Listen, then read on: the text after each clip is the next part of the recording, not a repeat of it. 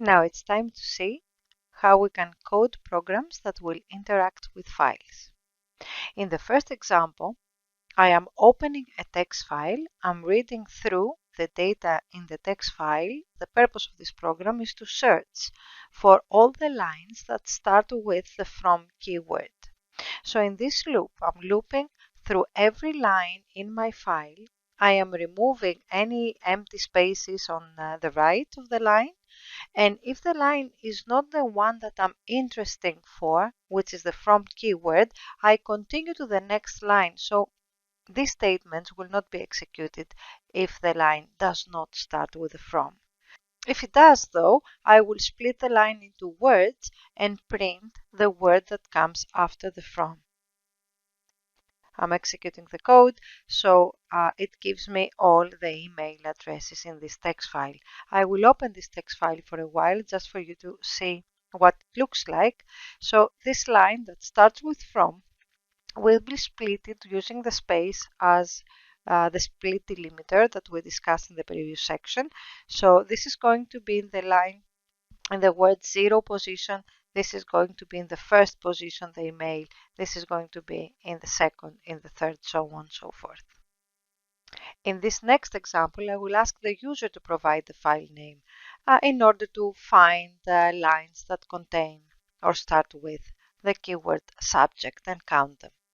So if I execute the code, it asks me for a file name. I will say that the file name is a.txt, and I see my exception that says file not found error. As you remember in the theory, we said that we can trap these errors by using try and except. So I will ask the user to provide the file name. I will try to open this file name, and in case this file does not exist, I'm going to see a nice error message. I will rerun the example.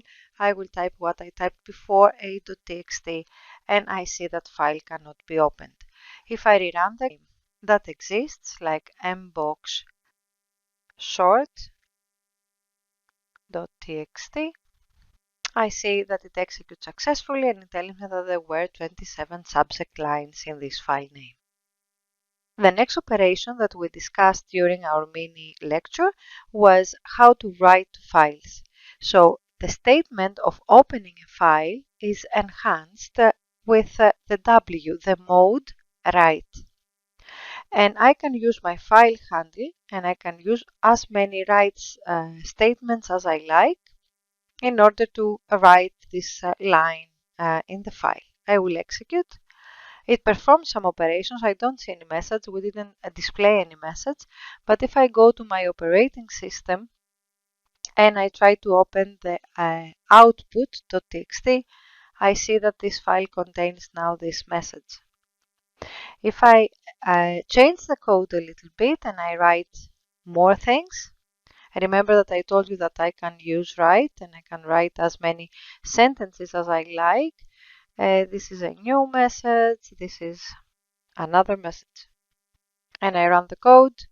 It creates the file. And if I open the file, it's called output.txt. I see everything. Oops, there are no new line characters. Write is not going to produce automatically the new line characters. So if I want new line characters, I need to specifically type them using the /n operator, if you remember. So now I have my new line characters in my output.txt. I can write, if you remember from the theory, a list of words to a file using the right lines. And if I have here the days of the week, I can create a text file called days. The mode operation is write, and I can write lines. And with one statement, I can write everything that exists in that list. I will open days.txt to see what it contains, and I see that it contains all the days of the week, all the days that were in the days list. Again, I see no enters or new line characters. I haven't specified any delimiter. But of course, I can use a loop. So for each day in the days list, write the day and write the /n. So if I execute my statement now, I see a better days and I open the file and here are my days written. And this concludes the lab demonstration on the files. Read your material, do your programming assignment, and see you in the mini lecture of week 4.